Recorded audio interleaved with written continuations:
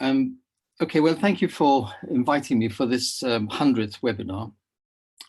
Those of you who've been listening to this series will have seen some of my other talks, and this talk will contain segments and familiar concepts. So you will see some things which actually bear repeating, but are also important to the narrative of this talk. This lecture is about the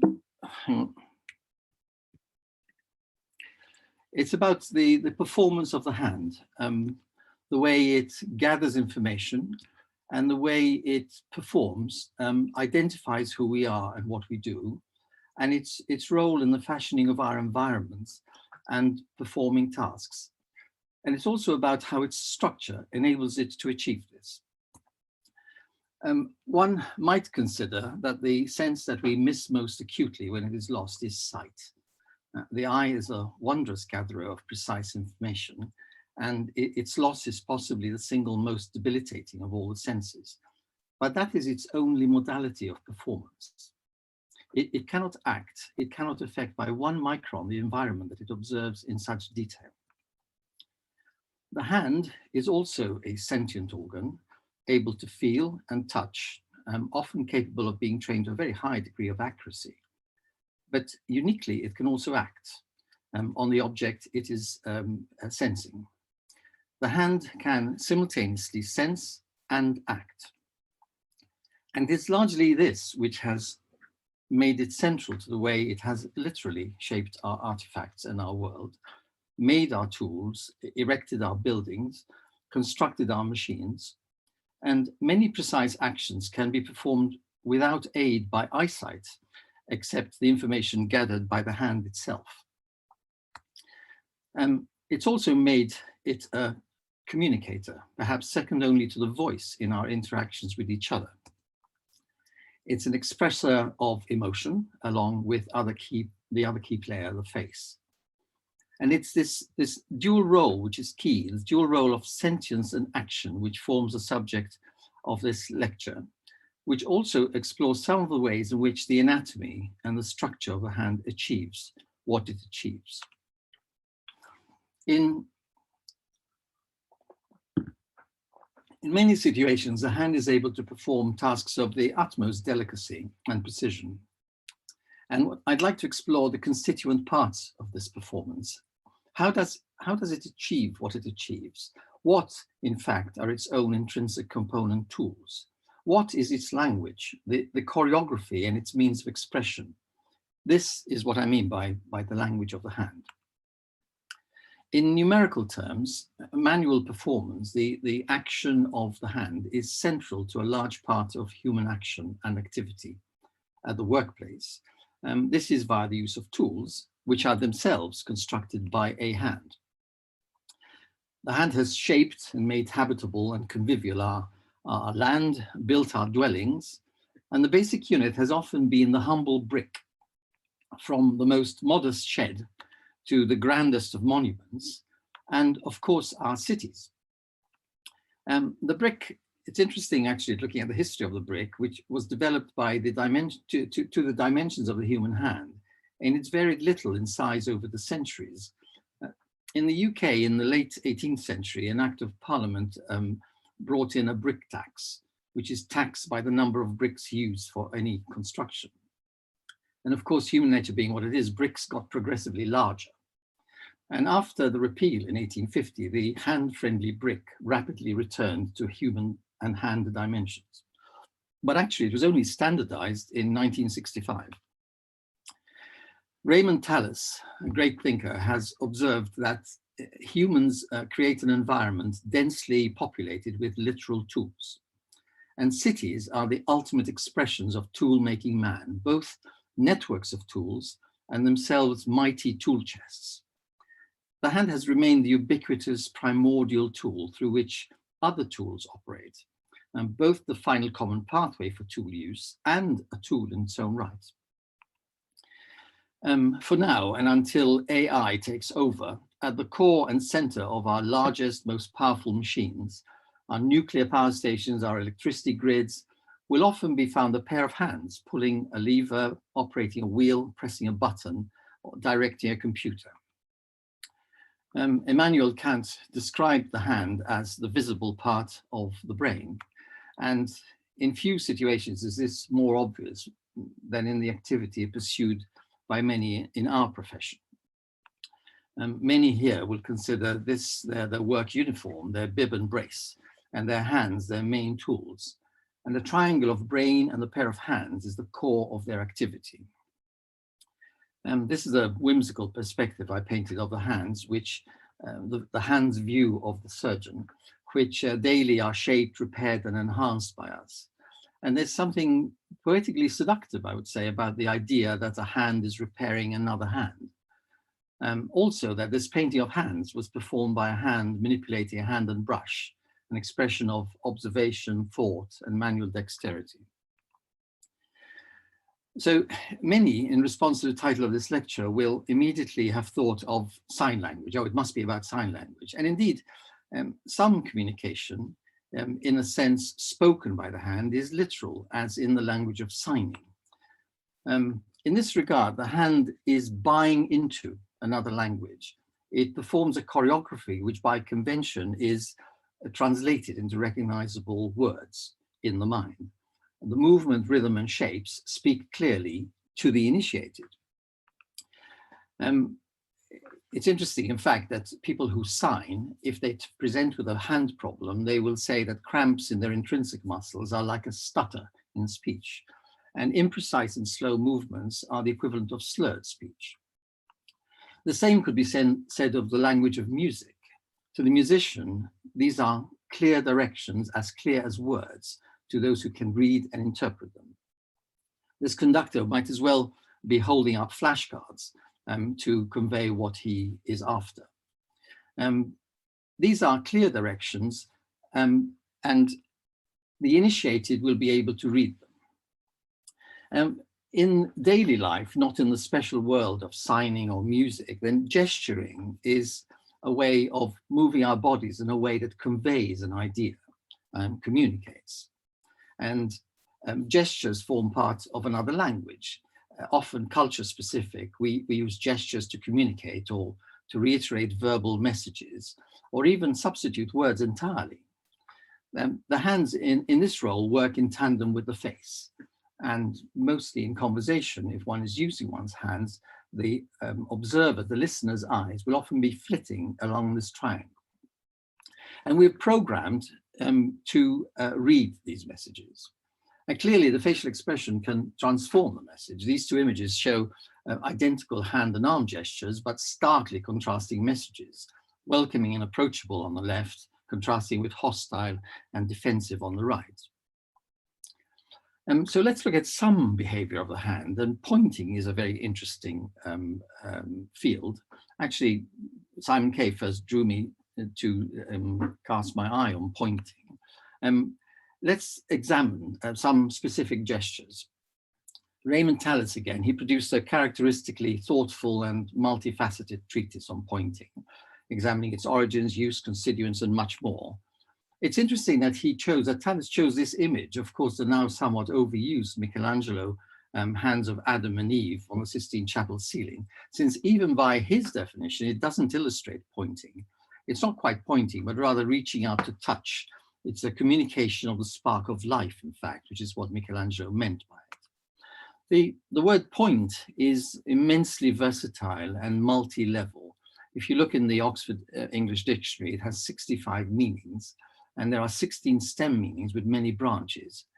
It's a very interesting word, deeply embedded in our culture with numerous connotations, as in the period ending a sentence, a musical notation, a decimal point, the size of a typeface, or even to illustrate an abstract, as in when you ask, what is your point? Will you come to the point, or a pointed look? Tallis defined the pointing as separating the signal of the index finger from the noise of the hand to ensure precision by curling the other digit into the palm. And he used a lovely expression of saying the thumb exercises a form of crowd control, holding the middle finger and the others back. And the rest of the arm often keeps the limb still and aligned with the pointing finger. And there's famous use, of course, of pointing for emphasis, once again in concert with the face. In these images, for example, pointing makes the message more direct, unavoidable, and the word you very prominently placed, and the pointing index pin the viewer down, as does this man. This is an example of pointing augmenting indignation and rage and added menace. The recipient feels pinned down by this finger, augmented by the face. Many artists have used pointing to add narrative to their image. This pointing trio forming a small wave of statements across the picture, leading our gaze to the main subject. And you can travel from right to left as the artist intended. And pointing can also furnish narrative. This is the painting of Caravaggio doubting Thomas, leading with his index, at the same time exploring and pointing at the evidence, the proof. And this time the pointing index is the center of the image, with the group's gaze centered on it and leading us to it. So this is the same posture, but in fact is not pointing. In this case, it's an indication of supremacy, victory, and I am number one. But to return to gestures, many accepted and universal gestures one must be careful that a gesture may be culture specific, meaning one thing in one culture and something quite different in another, possibly offensive or with unintended interpretation. The aesthetics of the hand are interesting. The back of the hand especially is an aesthetic unit, and one is always very careful in placing scars there. There's a rather unpleasant trend now of putting tattoos on the back of the hand so that even clothed they will show, and the hand is on display even in cultures that cover the face. In this regard, we are remarkably accurate and judgmental in our observation of aesthetics and proportion, often in a subliminal way. We tend to fit an observed image into conventional and accepted norms. For instance, in a life drawing or sculpture, the classical rule of 7 depicts human proportions, and any classical sculpture you may care to measure, well executed, will fit precisely into these proportions. And these are proportions which were worked out by Leonardo. Leonardo discovered that the height of an ear is exactly equal to the distance between the tragus and the lateral canthus. And also that, in other words, like this, and also that a face is 3 ears worth. And it's important that a face conforms to this if it's not to attract attention. And often our eye will be led to one prominent feature, but even then our brain tells us this face is not quite right in its overall demeanor. Even if you disregard the scar on this drawing, you'd still find the face has something not quite right. And of course it takes a trained eye to see that the lower eyelid of his right eye is brought down by the scar. He's got an ectropion, and the right side of his upper lip is being pulled up in a snarl by the scar. Here's a pretty child, but again, if you look at this face, you'd think there's something not quite right, but it's hard to define why. And of course, this is a case of hypertelorism, where the eyes are too far apart by standard norms, and they disturb our inbred balance, our subconscious measure of proportion. And the nose is also wider and flatter. Still, many will see it as a pretty, perhaps even intriguing face, but cannot resist a niggle of a question on what is it that's different about this face. And it's only when it's corrected that you suddenly realize exactly how far off the norm it was. This is the child post some amazing surgery, bringing the eyes close together, a very complex and dangerous operation, in fact.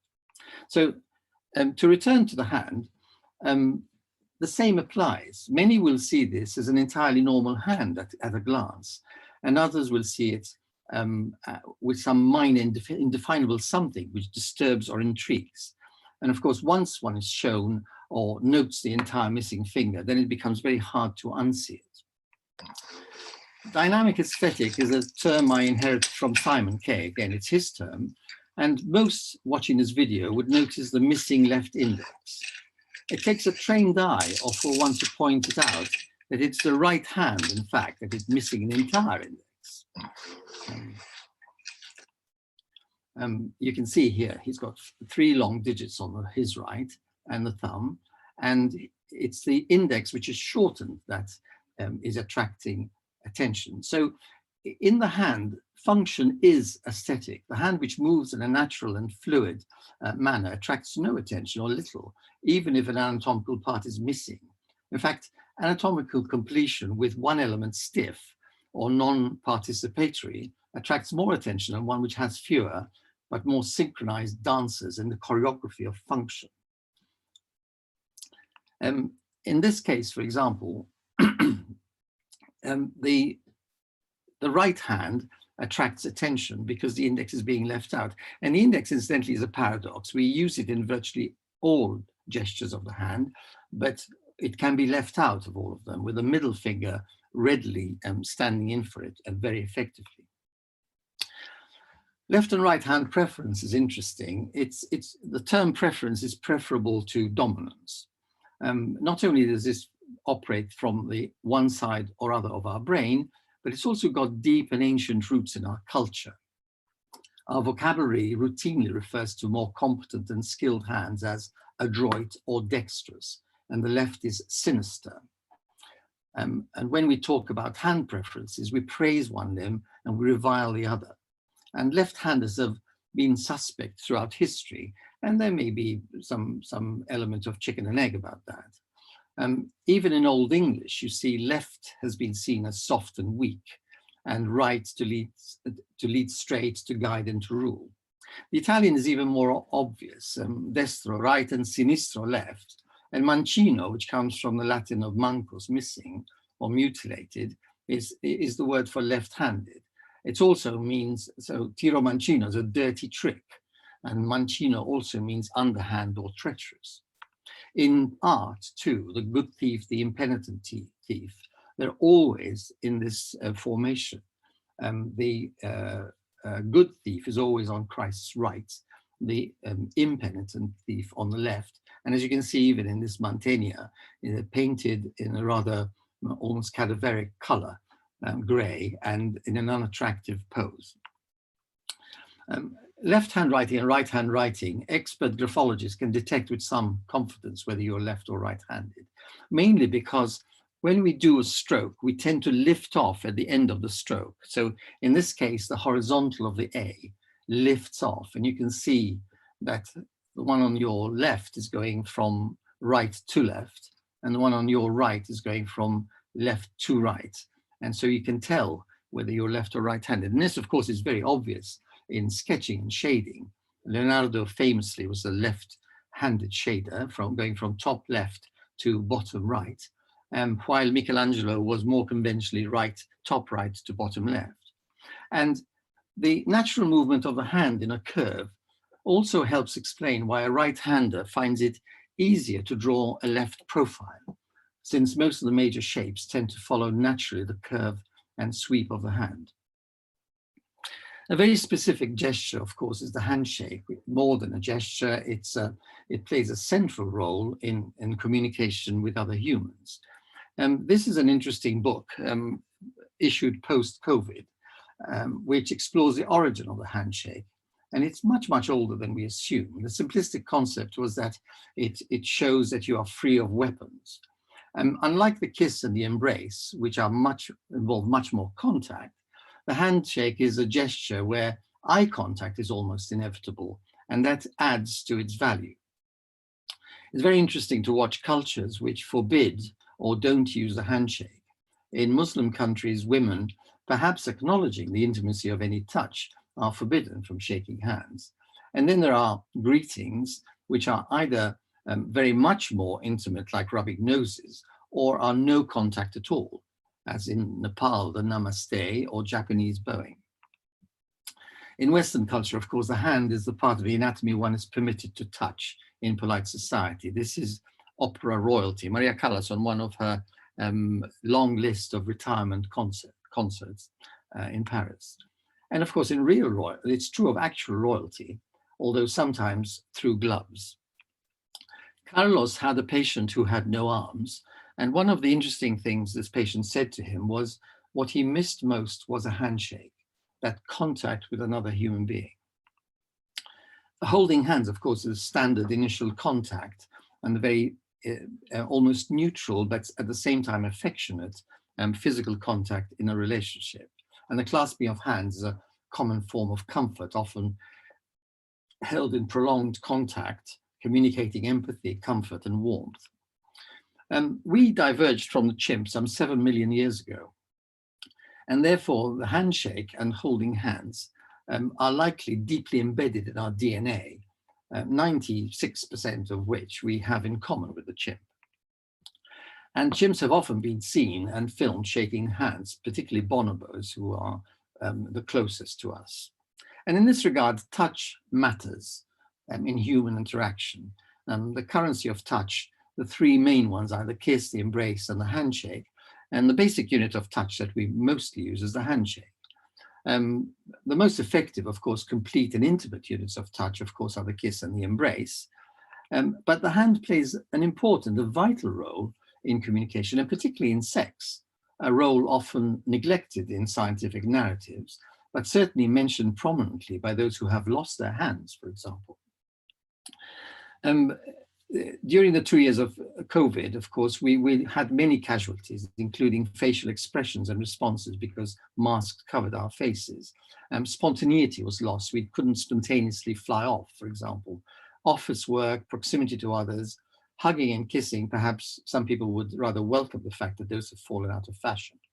And the handshake. And for a while, there were articles that said that the handshake was probably going to be made redundant. I would put to you that I'd paraphrase Mark Twain and say it's going to be with us for a long while yet.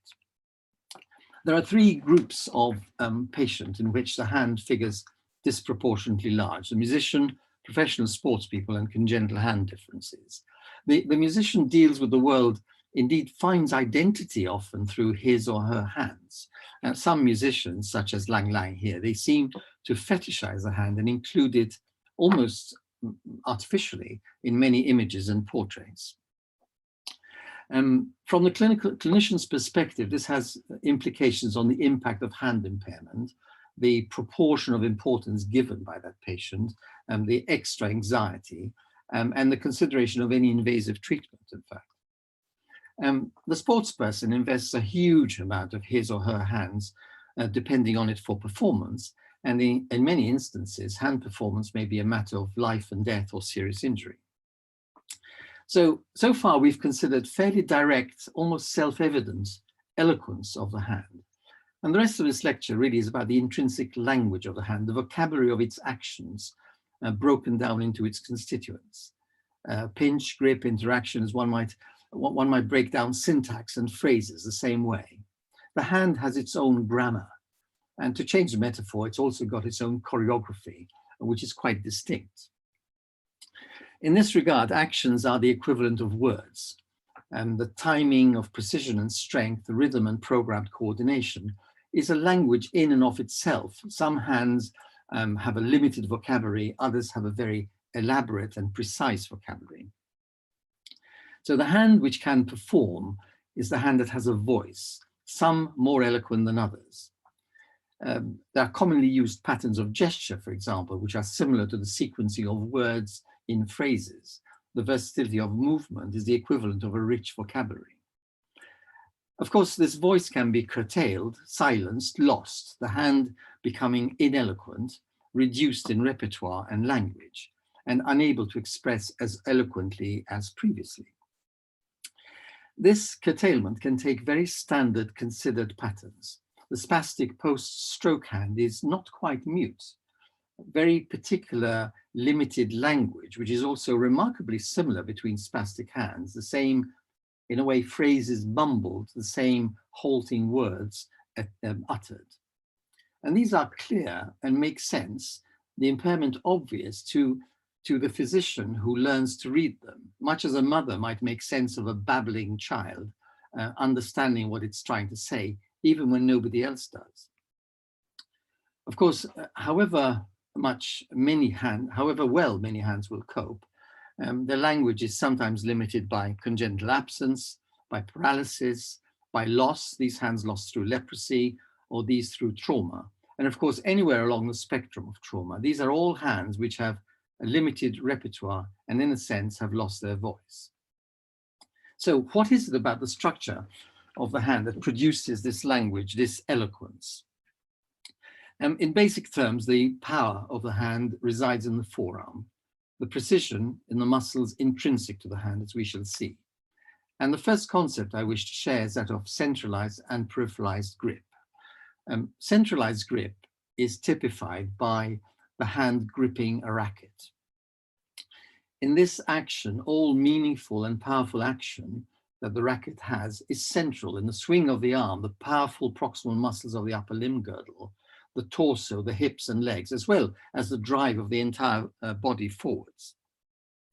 In fact, the hand is reduced to a simple grasping tool here, animated by the powerful forearm muscles and the upper limb as one structure. The hand that grips a racket, grips a hammer, becomes racket, becomes hammer. Although this is not a picture of any grip, this image also makes the same point. It's the ultimate centralized action with the hand as a bludgeon, all precision, all versatility redundant. The opposite of this, or at least another type, would be peripheral grip. When we wish to perform precision, precise low power actions, we devolve the movement to the small precise joints of the digits and wrist. The point of control is, the point of contact is not the issue. In blackboard writing, the point of contact is also the fingertip, but the meaningful movement is central, which is why blackboard writing is not as accurate as writing on a piece of paper. Again, many listening to this lecture, when they wish to perform the most precise action of all, as in microsurgery, not only must be devolve all movement peripherally, but the central muscles would actually be detrimental, and we eliminate them, immobilizing the elbow, forearm, wrist, and digits down to the tip of the little finger, so that all is silent, eliminated, and cannot make our movements clumsier, except for the working parts of accurate and low force.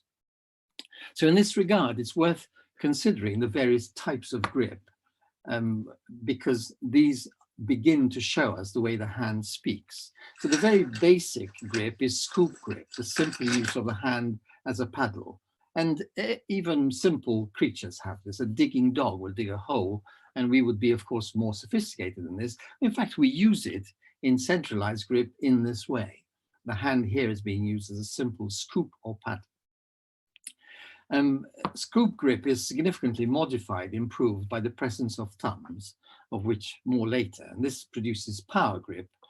One little word about power grip. We measure power grip often on dynamometers, like you see on your left here, but remember, in daily life, things have to be gripped at awkward angles with asymmetric shapes, and often with time penalties. So the grip you are measuring in a patient in the controlled environment of your clinic with an ergonomic pistol on an instrument in unhurried clinical conditions is an overestimate. One cannot compare the grip generated by the situation in left and right images, for example. In this regard, while we're on it, holding a hammer, the importance of the length of the lever is worth mentioning. If you are missing, for example, your little finger, this lever is going to get shorter. Hook grip is another common one, which is used in various actions such as this. And then side-to-side grip, which has a deceptive appearance of precision because it's using the fingertips. And once again, the use of the fingertips is not the issue. Here is the most powerful form of side-to-side grip, which is key grip. But once you clamp onto that object, all you can do is pronate and supinate. It's got a very limited repertoire, or you can, of course, write on a blackboard. The most versatile comes with precision of pinch and using the interphalangeal joints. And if you use two fingers, of course, like this, you may get precision, but the hold is insecure. It still allows for movement top and bottom. And so it's only suitable as unstressed, precise grip. Example, holding a stick of chalk. When we want to be more precise and secure, we need three-point grip, chuck or tripod.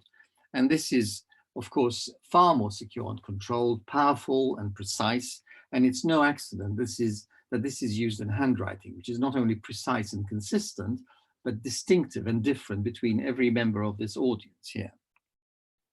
It's striking how little movement is required to move a pen precisely across a page, amplified by the joints involved and the lever of the pen down to the point of contact. You notice very little movement is happening in these digits, and yet a very precise handwriting is being performed. Handwriting is choreography. Handwriting is a dance across the page. And the moving fingers are stabilized on the platform of the non-performing or more ulnar fingers, as you can see in this film. Not only is this precise, but very powerful. Those of you who follow cricket, for example, or who are cricketers, will know how much power can be generated, how much rotary movement can be generated in a ball. Of course, this is a very artificial breakdown of grip. Mostly we deal in versatile combinations, as you can see, and we adapt. Our hands are very versatile in this regard, or we can palm an object and while we do another task. In surgery, of course, routine surgical movement includes the palming of an instrument so as to free our three main performers to pick up another, or there's a sequential change between one form of grip to another for speed and convenience. Okay, so you don't have to keep picking up an object. Let's look at some other very specific features of structure of the hand. For example, the pulp and the nail.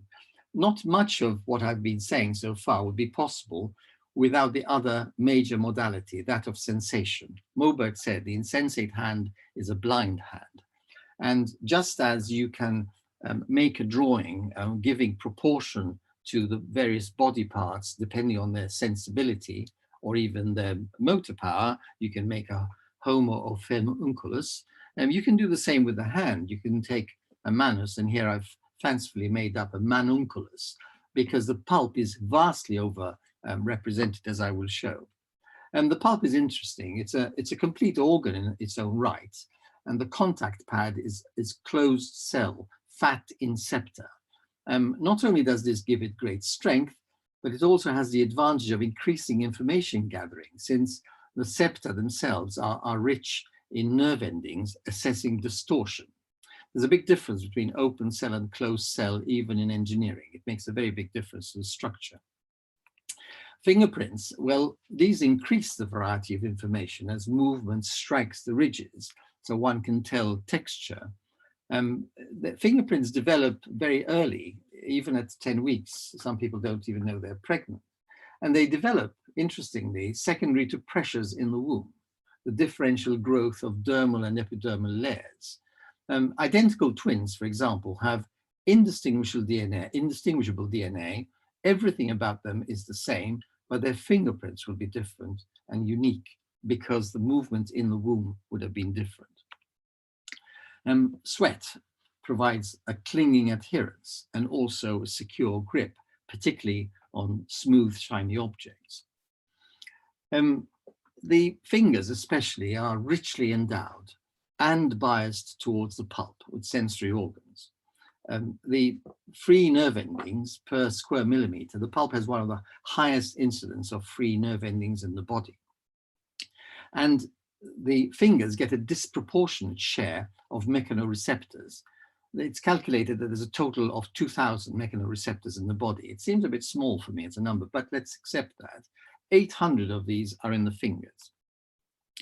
And what's more, the pulp is more biased. All is biased towards the pulp, with the majority of nerve fibers entering the finger destined for the pulp.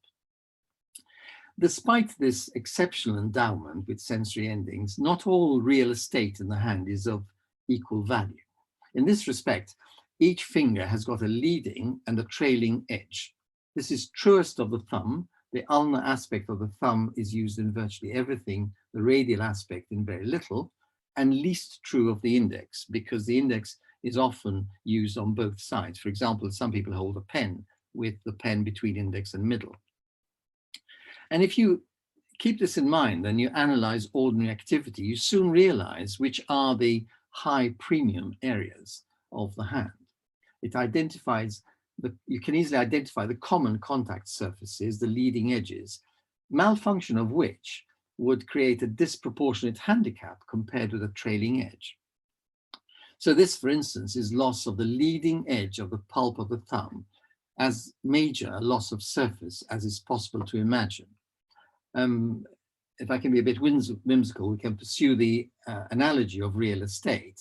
The hand is a monopoly board, and this pulp loss would be the loss of Mayfair or Park Lane, and the bit that's been preserved would be Whitehall or Old Church. I mean, these all are getting very expensive now anyway, but you get the point. There are expensive and cheaper areas to be lost. And so there are many logical lines of management that flow from this concept. For instance, in this case, the lesser real estate was intact, and so it was exchanged. The poor pulp used to substitute the more precious pulp, reconstructing a perfectly sensate thumb pulp with skin graft in the less vital aspect, where it will matter less that it is not as sensate, not as high quality. In this regard, with reconstructions of this kind, of course, all hands need to be at least approached equally. The man on your right who handles bricks all day still has to perform precise tasks, do up buttons, touch his wife and children, and handle fine objects. While the man on your left might seem to be more precise need. One should offer reconstruction to all of these. And then, of course, the man on your right tragically might say, well, you better get rid of the finger because he can't afford the long time off. Nails and teeth are the only sharp edges in our external bodies and are what are used to scratch or to perform a sharp edge function. So both nails and teeth can do this, but nails can reach far beyond the range of teeth, of course. And they have a very particular function in picking up small objects, for example, and in improving the discrimination of the pulp. So the nail edge is often used to present a fine object into the pulp, and then it's gripped by contact between the pulp. So the finger that has no nail actually has no precision because the pulp depends on distortion against the backstop. So in these two examples here, for example, there's no backstop against which the pulp can measure distortion. Quite apart from the fact that quite a lot of the closed cell specialized pulp has been lost, and therefore a lot of sensory nerve endings inside the septa. One soon learns that there are various requirements for good nail function, and length of bone ensures that the nail remains in the right plane. It doesn't matter what the quality of skin is. The point is that the nail must be supported by bone. On your left, you see one where the bone has been shortened and the nail will curl over, a very difficult anomaly to correct. But when you think about it, we use distortion of the pulp, again, with the help of backstop of the nail, to gain more information on an object. And this is particularly useful when we are able to move. That's why moving two-point discrimination is a better indication than static. So we accumulate 3D information by the distortion. Let's go a bit deeper. Let's undress the hand a bit more and see how it behaves. The intrinsic muscles are all the muscles beyond the wrist crease, and there are 18. It seems a very small number considering how versatile precise action in the hand is. And I've described it before. The general topography is of 2 mountains and the valley. And through the valley come a lot of important structures. Already you see from this pattern that there is a tendency for the 2 columns of the hand to come towards the palm. And there are many factors that encourage this. For instance, the knuckles, even here without any muscle, the heads of the metacarpals form a gentle arc. And because of the movement of the base of the little and ring finger, to which we will return, this arc can be accentuated when you make a fist. So the metacarpal of the little and ring fingers can descend into a much tighter curve. And this is all due to the fact that the base of the thumb is the most mobile carpometacarpal joint. The little finger base is the next most mobile, and the ring finger is the next most mobile. So the edge columns are able to move in to surround an object like this. And when you think about how important this function is around the world, particularly when there are no specialized objects. For example, this man may not even own a bucket, but this function is very important. So is this around the world. And it's not only the hand and the palm that can do this, but also the fingertips, which can form this arc to surround an object. Even from the womb stage, we live in flexion. Flexion is the natural way of being. You can see this sort of flexion, one body towards the other. I've included this. This is not a real couple. This is a remarkable hyperrealist sculpture by Mark Sajan. This is all a resin.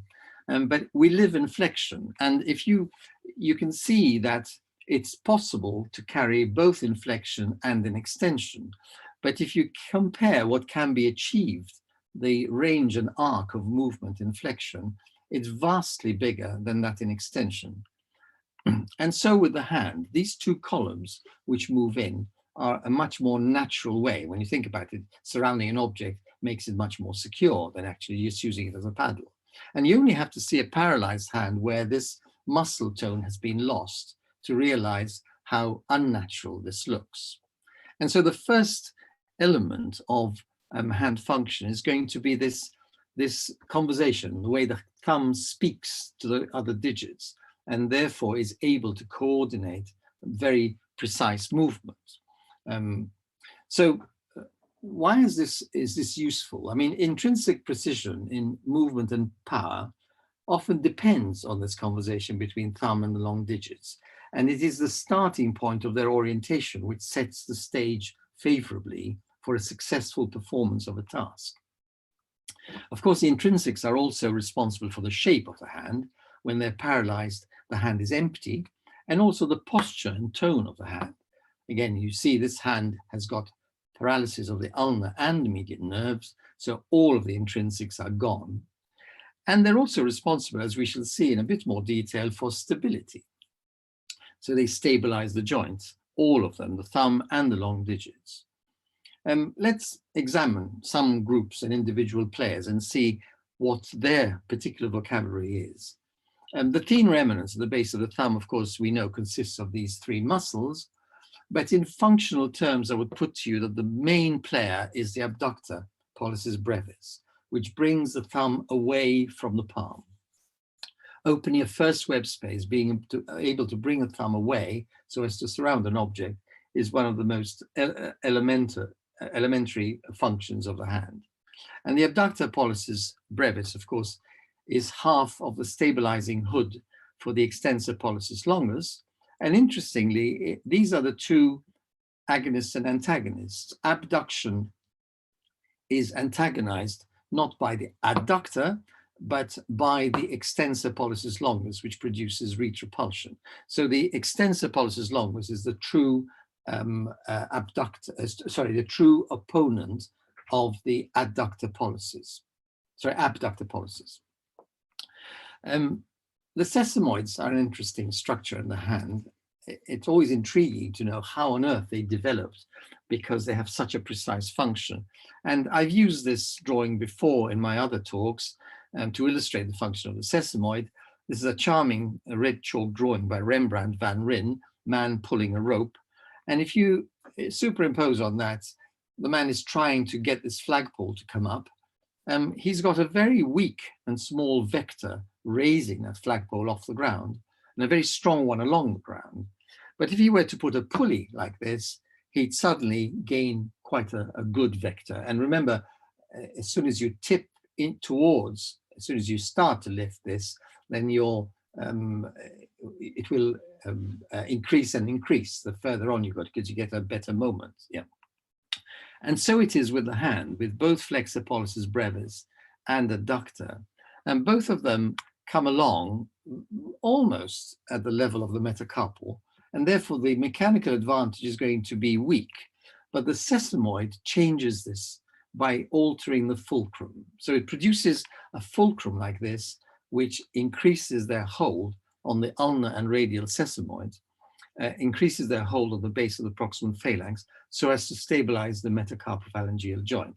And of course, when this fails, when those arm muscles are atrophied, as in CMC joint arthritis, then you get a buckling of the MCP joint backwards like this, because it cannot be stabilized. And then you get the classic Z deformity. And you see these hands in action. This hand you can see on this patient's left hand, is trying to do up a rather resistant coat button. And you see how the thumb gives way at the MCP joint because the muscles cannot stabilize it.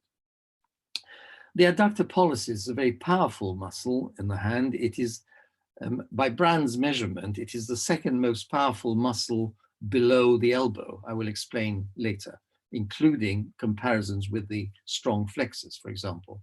The adductor pollicis has a major leverage on the CMC joint. And so it's a very powerful adductor of the thumb. The adductor pollicis and the first dorsal interosseous are a bit like latissimus dorsi and pectoralis major.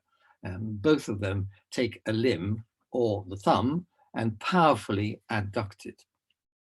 You can't see much of the adductor from this section from the front, even if you take away the neurovascular structures.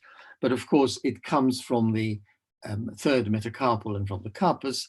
And when you remove all of the tendons and the interossei, sorry, in the intrinsic muscle, the lumbricals, then you will see the full extent and you see what a big, powerful muscle it is.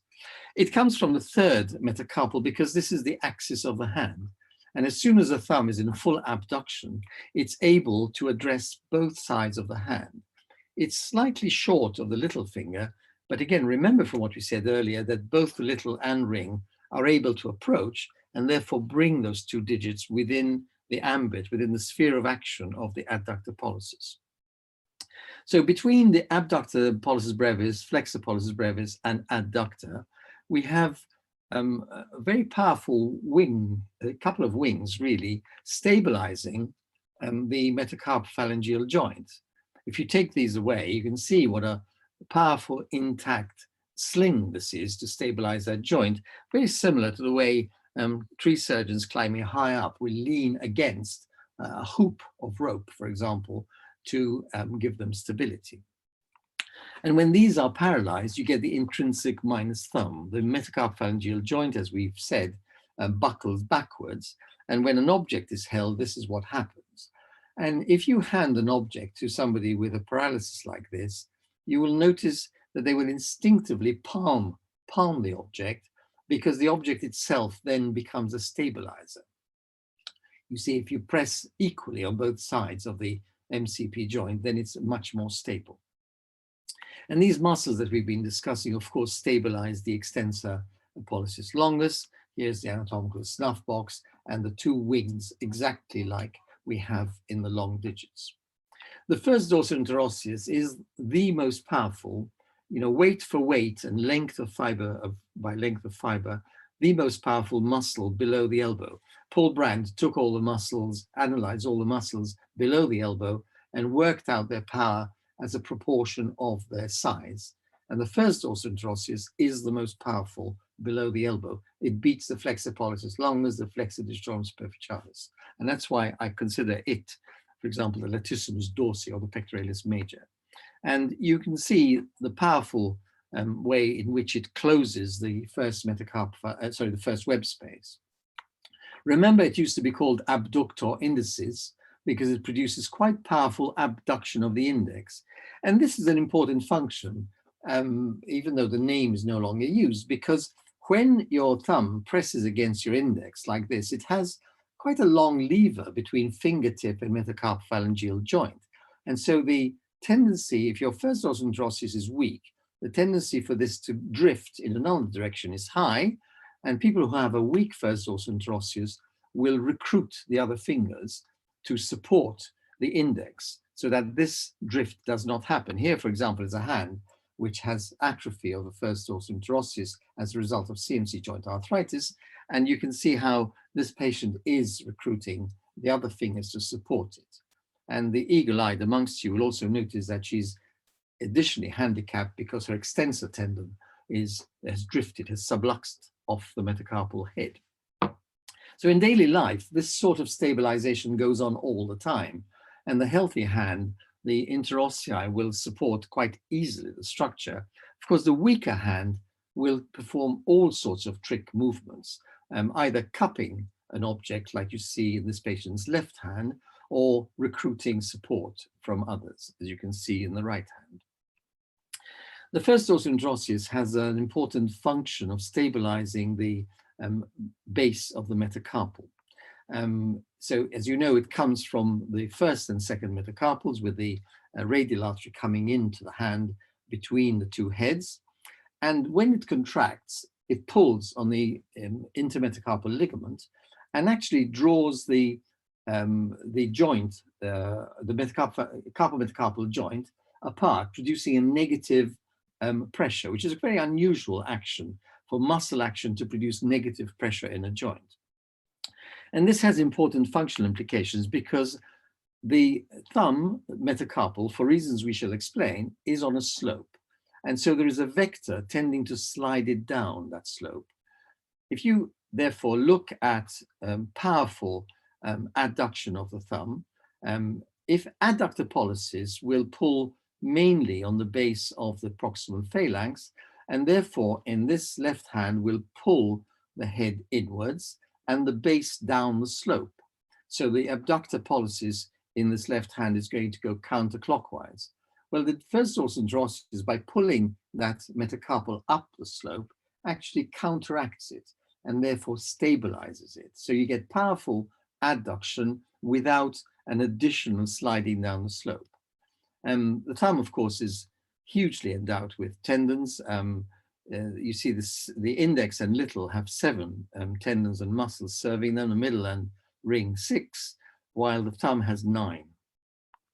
At the base is the most useful movement occurs at the base. You can fuse the MP joint without noticing very much.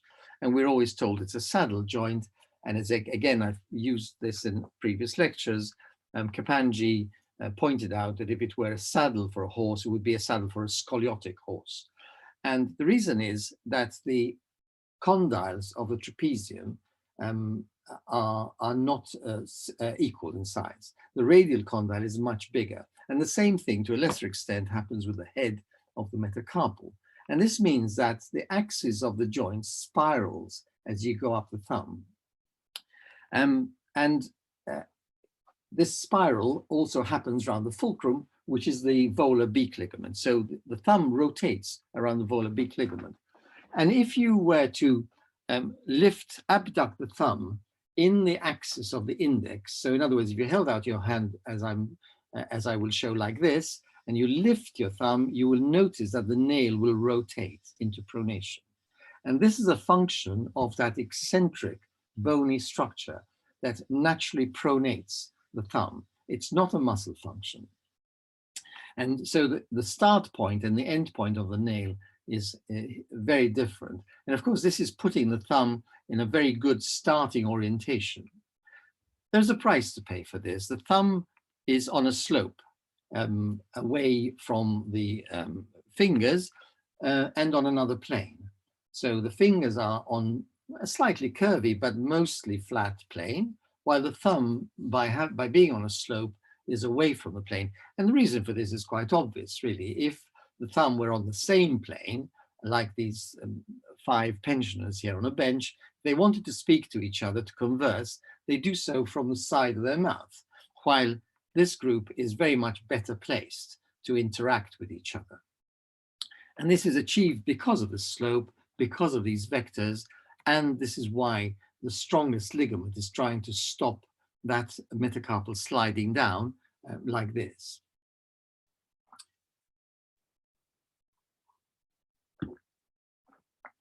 Opposition is one of our most distinctive and vital functions. We're not unique with it. And you only have to see the way a hand without a thumb works to realize how vital a function it is. I'm sure you will hear this described very much more accurately, eloquently next week in Simon's talk. And of course, when you correct it, you transform the versatility and the power of that hand.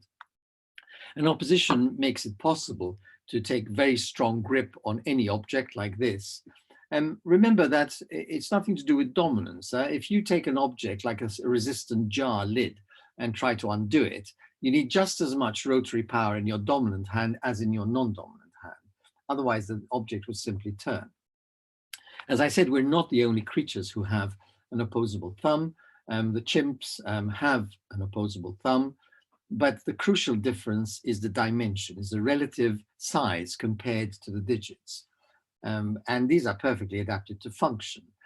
So the ape, for example, who his main livelihood depends on hanging from branches and therefore the long digits, has very well developed long digits, but a very almost vestigial thumb. And so the thumb tip does not reach the tip of the long digits. So you see, even in this chimp hanging onto a branch, you can see what is especially important to it as a function, and the thumb is almost a passenger. Of course, we perform very much finer tasks such as these, the 3-point grip that I've described, without which, without the thumb, these would be impossible. And again, if you see a thumb that is unable to abduct or oppose, then you invite it to oppose, and it merely comes across the palm.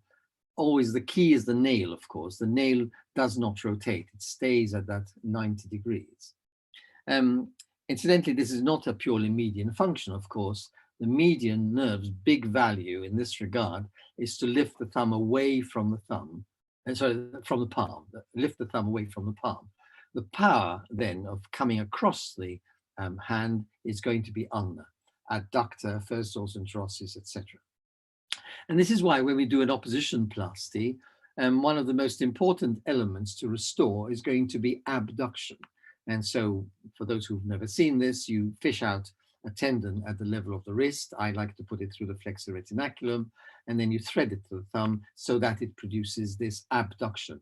That is by far the most important, because pronation will follow, as we've said, and then other muscles will adduct. Of course, with an ulnar paralysis, you may have to replace those two.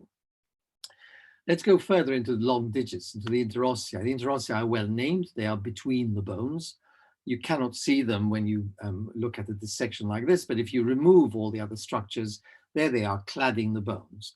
And then you add the interossei, if you like, the hypothenar and thenar muscles, which are specialized. The function, we're always told, is abduction and adduction, but this is not the most important. It's not the thing you would miss most if it were lost. Coordination and proprioception, as I will describe in some detail, between flexor and extensors is very crucial to the performance of the hand, especially the lumbricals, of which more later, and the stabilization of the MCP joint, without which the hand would buckle, as we saw exactly in the thumb. It does so in the long digits. And so this whole system of muscles stabilizes the base of the proximal phalanges. Adduction and abduction is not to be sniffed at. It's important. How do we achieve it? Well, we achieve it because of the cam shape of the metacarpal phalange, of the metacarpal head. And so when the metatarsophalangeal joint is in flexion, the ligaments are tight, and when it's in extension, the ligaments are lax. And you can see this in this cadaveric specimen. In extension, those ligaments are lax and permit abduction and adduction. And then as soon as you flex, they tighten, and look, they're absolutely stable and rigid. Why does this matter? Why is it important or useful? Well, as you reach for an object and you're in midair, then you don't need stability. What you need is span to be able to conform to whatever you're reaching for. And so abduction and adduction don't need to be stable. But the moment you grip an object, then you need all the stability that you can afford. And those joints lock. And that is why that cam shape has developed. Again, mysteriously, I'm filled with wonder that something like that should develop to produce this nuance of function. The interossei and lumbricals are the prime extensors of the interphalangeal joints. Okay, so we're getting now to the virtuoso players, the precision instruments. And you know from basic anatomy that they both travel palmar to the axis of the MP joint and dorsal to the axis of the interphalangeal joint. That is why they are such good extensors of the interphalangeal joints. Of course, when this is excessive, you get the intrinsic plus position, which is a rigid position of the interphalangeal joints. Here's a bit of film to show you this. If I pull on that lumbrical tendon, you see how rigid the interphalangeal joint becomes. This is intrinsic plus, and this shows it even better. Look, you're causing flexion of the MP joint and extension of the interphalangeal joint. A very dramatic way. It just shows you exactly what happens in intrinsic tightness. And of course, this is the test for intrinsic tightness. My right thumb in this painting is pushing those intrinsics into tightness, and then you test the tension of the PIP joint, and then you relax those intrinsics, and you test again. And it's not an all or nothing, it's quantitative. You can tell how much intrinsic tightness. And of course, the intrinsic tightness happens because of this excessively short line, particularly the lumbrical. It's the lumbrical which causes more mischief than the interossei, despite being puny by comparison. There are many reasons why this should be so, including mechanical advantage, the fact that it's got a huge excursion. You know, it's got an excursion of 2.75 centimeters, and the muscle itself is often 3.5 centimeters. So it's a huge excursion, and it's also very well placed to cause tightness. And also the other bit of proof is that when you do an intrinsic release, it's mainly the lumbrical that you need to divide. And in most cases, certainly in my experience, this will release the intrinsic tightness. Of course, if it's not enough, you assume it's both sides and you release both triangles. And while we're on it, just a plea for compartment syndrome in the hand. I think it's often missed. Crushed or burnt hands may be developing a compartment syndrome. And just as with compartment syndrome of the flexor compartment in the arm, you will gently extend the wrist to see if this causes disproportionate pain. So in the hand, you should be doing this test to test for ischemia of the lumbricals and interossei.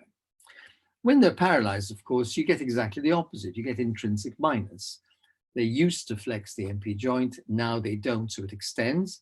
They used to extend the interphalangeal joint, now they don't, and so these flex, greatly exaggerated by the flexor tendon, of course. And so you get this posture of intrinsic minus. I prefer intrinsic minus to the word claw, because the basic problem is, you know, the start of this cascade is the instability in extension of the MP joint. The flexion is secondary. So the claw element is secondary. And you can see it in mild form in a case like this.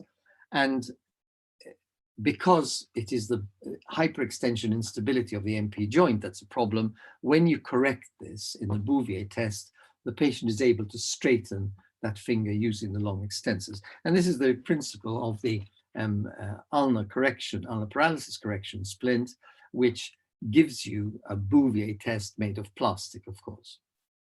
And so this would be the hyperextension deformity. This is a more severe intrinsic minus hand. And you can see a Bouvier test being performed here. This is how the hand opens and closes in a paralyzed ulnar paralysis. And this is a Bouvier test. Look, this patient is able to straighten the interphalangeal joints without a problem as soon as you stabilize the MP joints. Okay, so here's another patient now and having a Bouvier test. So first of all, we'll see how he closes and opens, and we'll talk about the sequence in a minute, and then the Bouvier test here. But you see the middle and ring succeed, but the little doesn't. And this is because the central slip, the extensors, are weak, and therefore they need a different operation to correct, as we shall see. Okay, so a Bouvier positive hand, a lasso operation to stabilize the MP joint is indicated, because effectively a lasso operation is an internal Bouvier. A Bouvier is an external lasso. And a Bouvier negative, when the person is unable to straighten those fingers in this posture, when the MP joint is stabilized, they need an operation which will also reconstruct the extensor mechanism. And so the the tendon transfer needs to be into the lumbrical tendon to restore the extension that the lumbrical used to perform. And this basically, for those again who've never seen this surgery, one tendon is split into 4, and then each of these slips is woven into the A1 pulley for a lasso operation, restoring the cascade of these digits. So the lumbricals as motors, let's look at them first as motors, not their most important role. So that, you know, the lumbricals come from tendon and go to tendon. They're rather exceptional in that regard. And the best developed, of course, are the index and middle, and then they fade as they go across, they become more weak. They're also more consistent in the index and middle, and sometimes absent as you drift in the ulnar direction. What is their main characteristic? Well, they join flexor and extensor mechanism together. Why does this matter? If you take a finger which has only a flexor tendon, so in other words, a finger that's going to simply pull to curl up, you pull a flexor to curl it up, then what would happen? Just as that mannequin hand, the DIP joint would flex fully, and then the PIP joint would flex fully, and then the MP joint would flex fully. So those joints would go in a sequence of 1, 2, 3. And this may not look like much. So if you see a patient who does this, you can see that he does form a fist eventually. And you think, what's the problem? If he can form a fist, he can grip. The problem with this hand is the sequence, which closes its digits very much like this toy trumpet. Here, and I'll show you why that matters. Here's one here. So you see the curl is happening from the tip. It starts from the tip and it rolls in.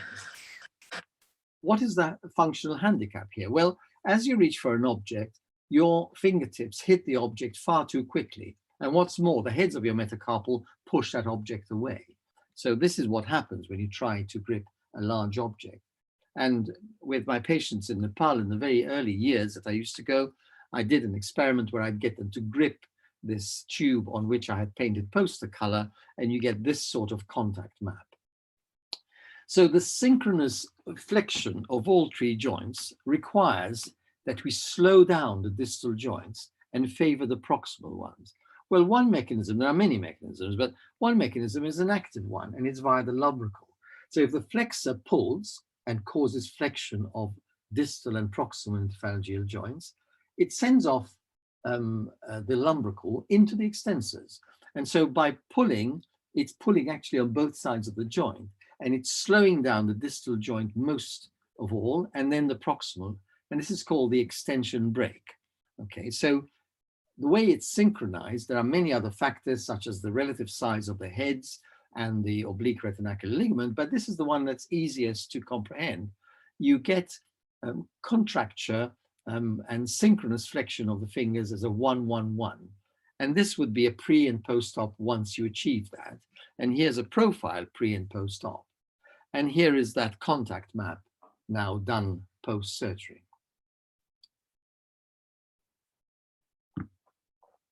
It's important to realize the relative strength.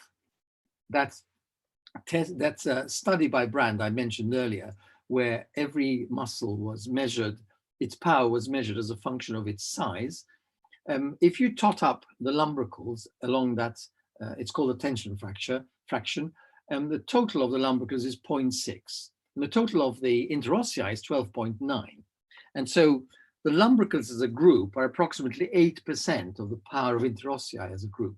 This is important because if you look at a hand like this, there is still a significant percentage of surgeons who would correct only the ring and little. This is, I would put to you, not right. What is keeping the index and the middle straight? In other words, not hyperextended and buckled. Well, it's only the lumbricals. So the lumbricals, these 2 lumbricals are not supplied by the ulnar nerve. Everything else, including the powerful interossei, are supplied by the ulnar nerve, and they're paralyzed. And so if you challenge these fingers, they will buckle. So this is the latent claw test. You ask a patient to hold the finger in that intrinsic plus position, and then you challenge them and they buckle. Here, for those who haven't done this test, I can show you. This is a normal right hand, not paralyzed. I'm asking the patient to maintain this posture. So, oops, let me go back. So I'm asking the patient to maintain this posture. So if you see here, I'm pushing against that index finger, and she manages to keep it straight. On the other side, she's got an ulnar paralysis. So here is the same test, and she's unable to keep it straight. And this is the latent claw test. And you can see, therefore, that because you're depending on very weak muscles, eventually they will fail. And these are patients where tendons to be transferred are at a premium, and therefore the one tendon transfer should do all four. Okay, you saw a glimpse. This is knuckle walking, which actually emphasizes the power of the interossei and the lumbrical. Okay, this is an orangutan knuckle walking. It's not really knuckle walking, it's actually interphalangeal joint walking. And it's only possible that this vast weight, this heavy animal, can take its weight on that knuckle because the lumbricals and interossei are keeping that metacarpophalangeal joint from buckling. You can imagine the power that's needed there to stop that MCP joint buckling, just to emphasize. But I would put to you, and I'm increasingly convinced, that the lumbricals are sensory organs. These are the muscle's spindle sensory receptors, which detect stretch and speed of stretch. And there are 4 sites in the body which have which are spindle-rich muscles. And 3 of them are in the face: the extraocular muscle, the masseter, and the tongue. And 1 is in the hand, in the lumbrical. So when you study the lumbrical histologically, you find it's got the small, in the upper extremity, the lumbrical has got the smallest cross-sectional area. It's got the highest density of spindle muscles and the highest number of intrafusal fibers per spindle. So in other words, its spindles are even more sensitive. There's a high density of this in mammals. Chimpanzees are higher than other primates, and we are higher than them, than chimpanzees. And it's not equal all along the hand. The highest density is in the index and middle. I hate showing these sort of figure slides, but if you see top to bottom cat, chimp, and human, you see on the far right the number of spindles per lumbrical increasing. And if you stay on the bottom line, you see that the index and middle have got the highest frequency. And you can see, therefore, how by sending back signals of the positions of extensor and flexor, very precise mechanism, very precise action is possible. And it's only with this accurate feedback that it will be possible. So I think the lumbricals are to be regarded more as proprioceptive organs than motor. They may have another very almost more nuanced function, and that is participating in parallel muscle complications. It's an intriguing concept. Here's a lumbrical of an index, for instance, and it is modulating the action, the more powerful and somewhat perhaps clumsier, but much, much stronger action of the superficial and deep flexors. And this is a concept known as a kinesiological monitor of feedback combinations. So in other words, the powerful muscle is exerting force, but it's getting feedback that makes it more accurate from the lumbrical.